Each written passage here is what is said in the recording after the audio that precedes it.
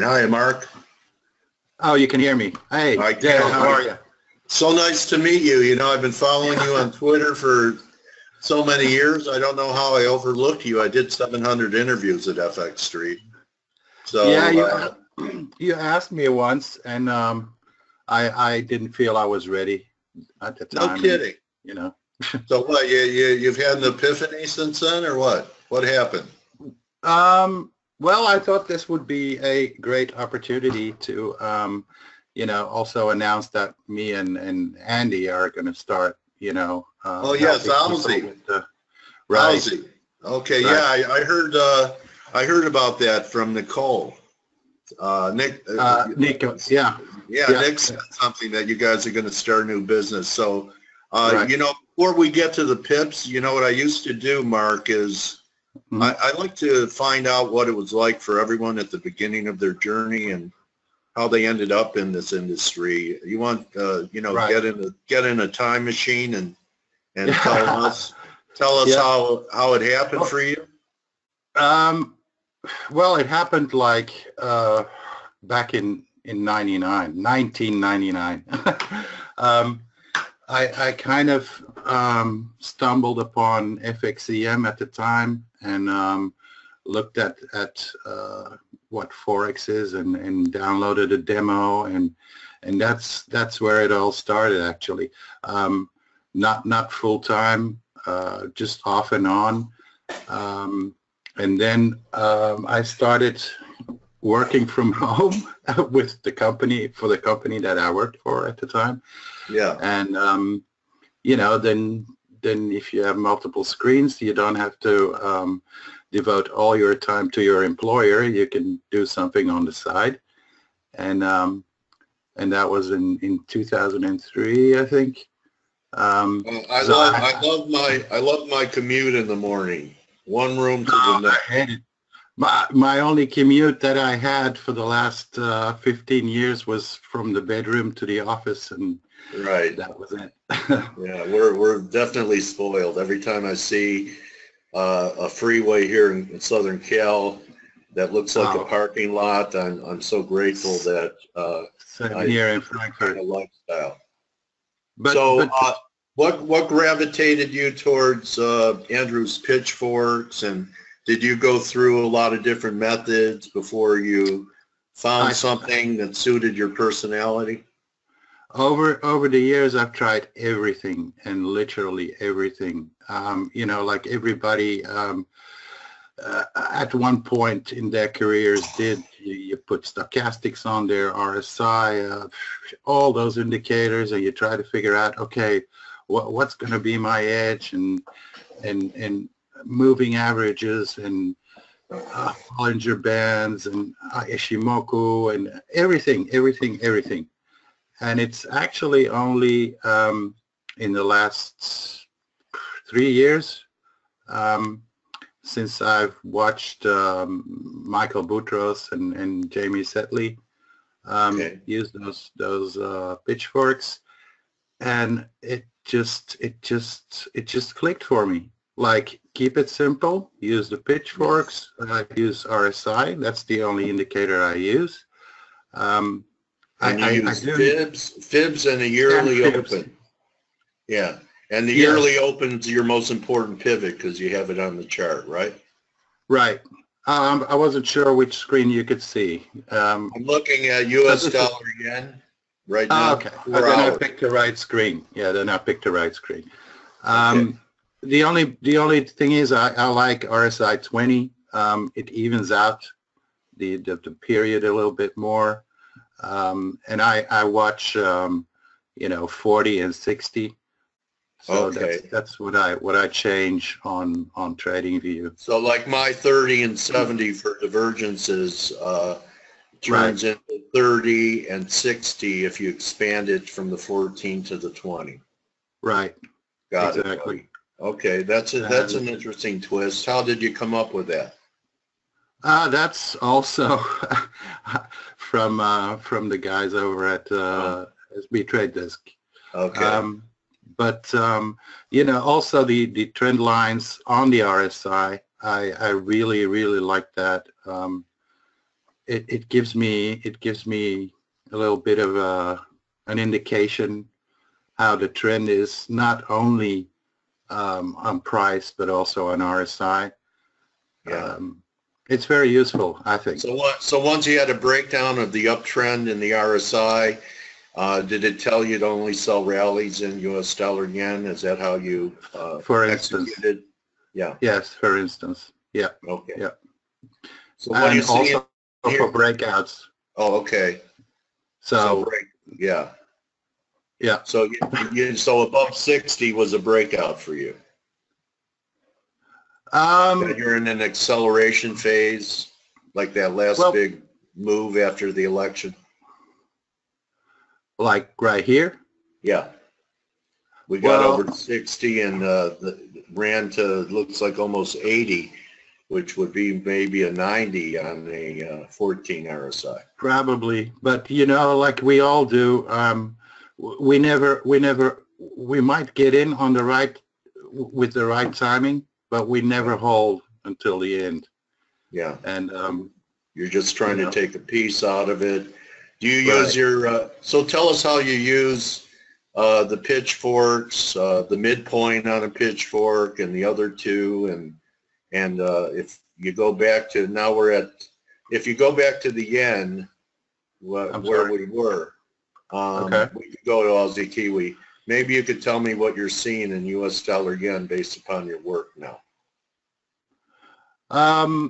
Well, you know, it's not only the pitchforks, because obviously you can see that you know, price went outside of the pitchfork, but it's also you know, I call this the slope of influence of price.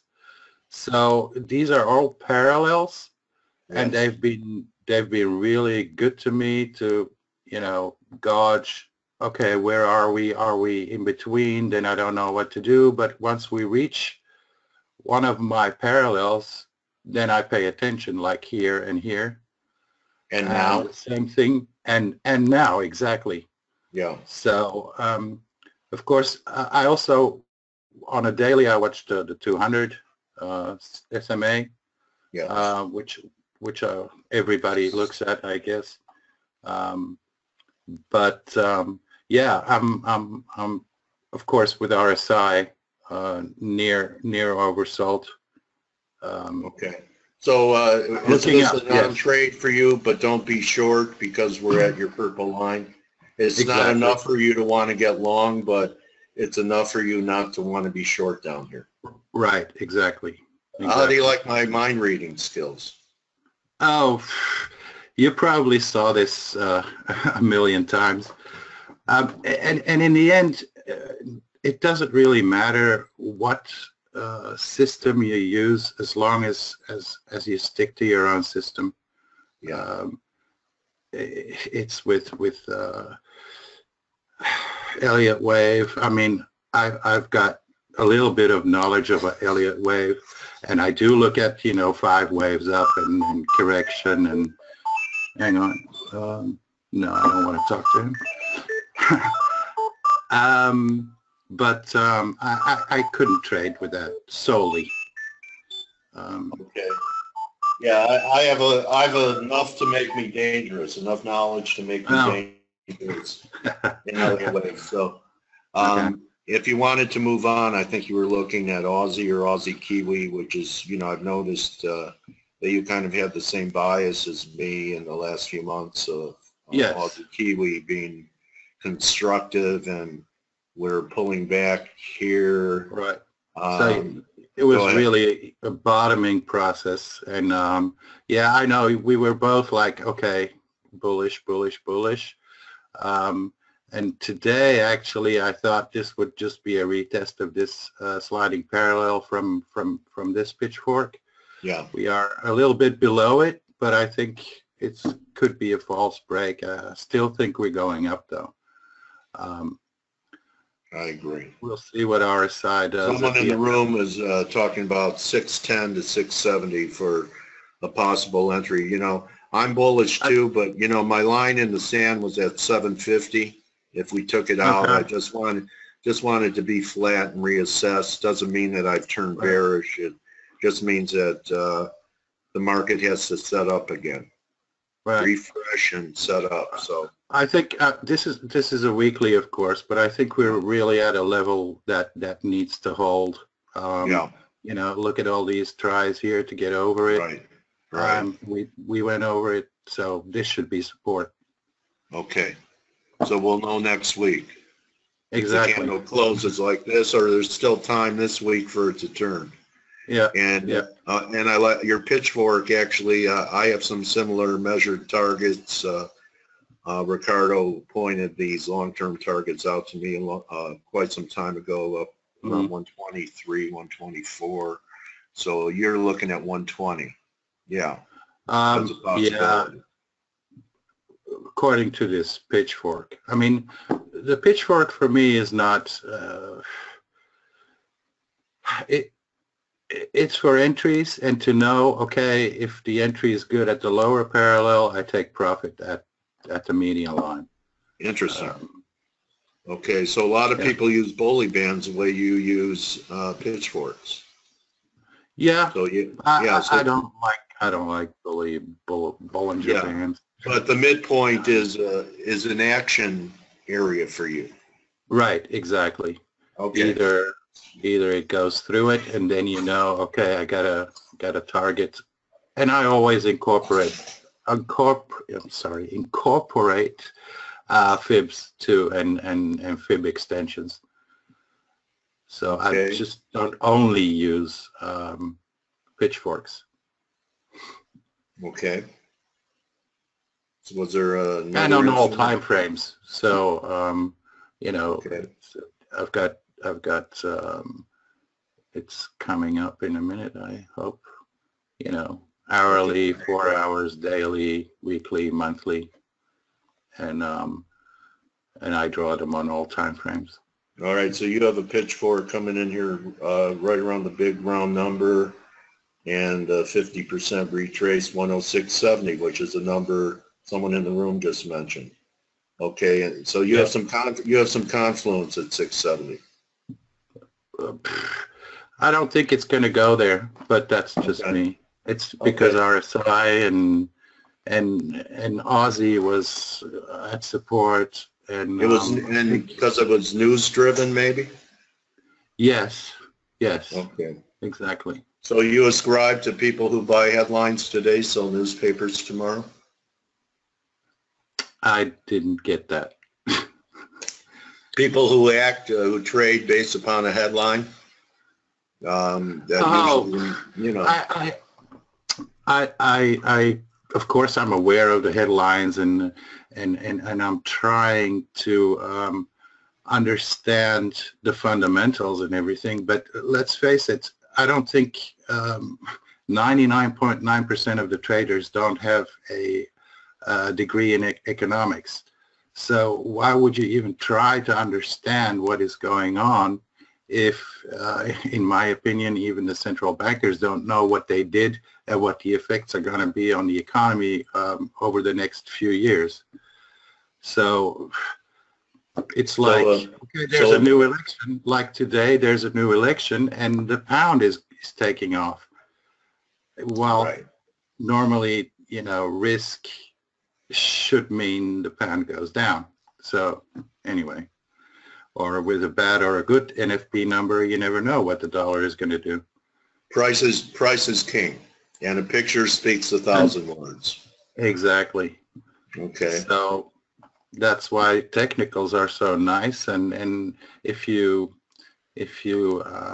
look at what is happening with the all the pairs right before a big news event, you can almost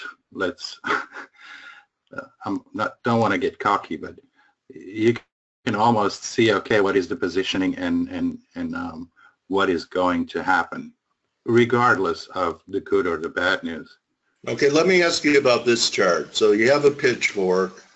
Maybe some this is a bad example, though. All right, but I want to ask you about it anyway. It's up there. Okay. So, you know, I trade wedges a lot. And sometimes wedges will have throwovers where it'll accelerate on a rising wedge through the upper return line. and throwovers make traders throw up. So here we had a throwover on the pitchfork when we went to 110, but then we got back within the pitchfork. So actually, the trade became valid once it re-entered the formation, similar to what happens on a throw over on a rising wedge and a throw under a falling wedge. Do you wait for them to get back inside? In theory, yes, but like I said, this is a bad example. I was just trying to draw something for today. Okay. This is but while I was doing it, I actually think it's a great example because it came back in and then tried to rally back outside of the pitchfork and did for a couple of bars. It went pretty far out. Yeah. But the reason why I still kind of like this pitchfork is because of the median line, where price reacted here, reacted here. So that is the most important thing about pitchforks is you look at the median line and you see how price reacts around there as a kind of a pivot. That's a pearl. All right. So anyone who uses pitchforks, you could use the midpoint as a pivot. Okay. Right. Thanks for sharing that. Yeah, it's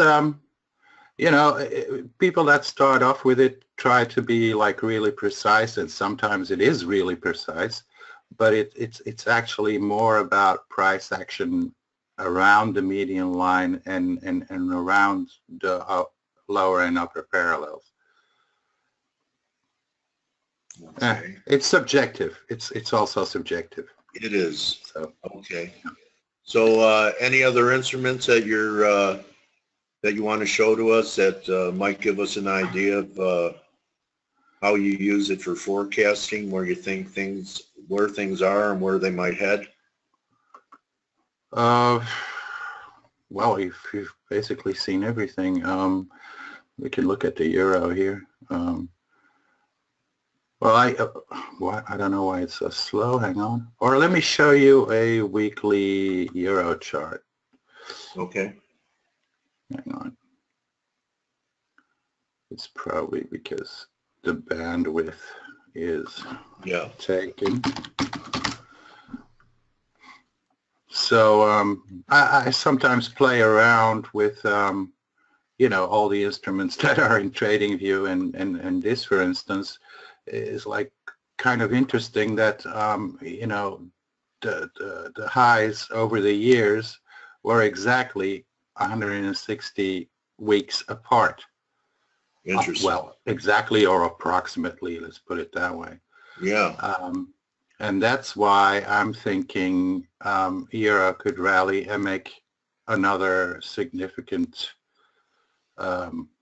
lower high, basically. I just don't know where. I'm guessing it's going to be higher than what you guys just said in the webinar. I'm looking at 117. Yeah. Okay. And where is that time frame wise? Where's that coming in June? In July. July? Okay, that's interesting. So we could have a rally in the euro into the July time frame based upon, do you consider that a fractal, those 162 bars? No, I don't consider that a fractal, but if you look at here, it is possible that the euro can rally that much in a few weeks, like we see here and like we see here. If we dollar vulnerable, that would take the dollar back to beneath its levels or to the levels before the Trump victory, which was 111. That would take you to 126. Wow. Yeah, but okay, I'm not the fractal guy. That's Andy. That's Ozzy. He's the fractal master. Okay. And that's why we had the idea of putting our both of our methods together, and get a bit of an extra edge in the market. and that is working out. In more cases than I thought it would. So that's very interesting. Okay. Ronit says you should look at a fractal that started in East 2009 for the euro. That's his view. What I'd like to do, okay, so you want to show cable here? Okay. Well, since I was playing around with a fractal on the monthly too, so that's why. Okay. Just wanted to show you this. If you look at this one, you know. Yeah. That is a pretty nice match, basically. Real nice match. Anyway, this is all wishful thinking. I mean, I don't call it. I just call it thinking. You know, it's not wishful. It's not pessimistic. It's just having an open mind and looking at different possibilities. So, right. I think it's great work, Mark. Don't short yourself. So, anyway. You know what? I enjoyed this interview. How about you? I did too. I was very nervous, but you did great. Really cool. You know, I wish you and Owsley all the success in your new venture. Thank you. And perhaps we could have you on as a tag team down the road. You know, I've done that where I've interviewed teams before. Right. And want to thank you for. Nick, go ahead. I think Nick already asked Andy, and he was interested. Okay. So, and so I want to thank you for your time and edifying the community with your specialty of pitchforks and showing a little fractal stuff for us too, and you know, opening, you know, being an open book to show us what you do and how you do Absolutely. It. And I'm grateful to have you in my stream, and you know, feel free to tweet in the stream, and wish nothing but pips to rain down on you and your new venture with Andy. Same for you, my friend. All right. So thank you for having me. Okay. So you could follow Mark at Marc_Hav, and what's Andy's at Owsley what? 1968. It's his birthday today, by the way. So everybody that's listening. Is he here today? Is he in the room? Listening to you? Oh, I probably forgot to tell him. Oh, really? I don't know if he is. Maybe he's probably in here. Owsley, and just in case you're here, so he's born in '68. Oh, he's still a young guy. Happy birthday to you. Happy birthday to you. Happy birthday, dear Owsley. Happy birthday to you, sung by Elvis Pinkert. All right, my trading warrior brother. Okay. Thanks for hanging out with us and sharing your work, Mark. Okay. Thank you, Dale. Thanks, everyone. All right, buddy. Take it easy. So that's going to be a wrap for me, guys. Thank you, everyone. I hope that the content today added value to what you're trying to accomplish as a trader. I'll see everyone tomorrow. Good hunting. Enjoy your spring. Live life. Adios.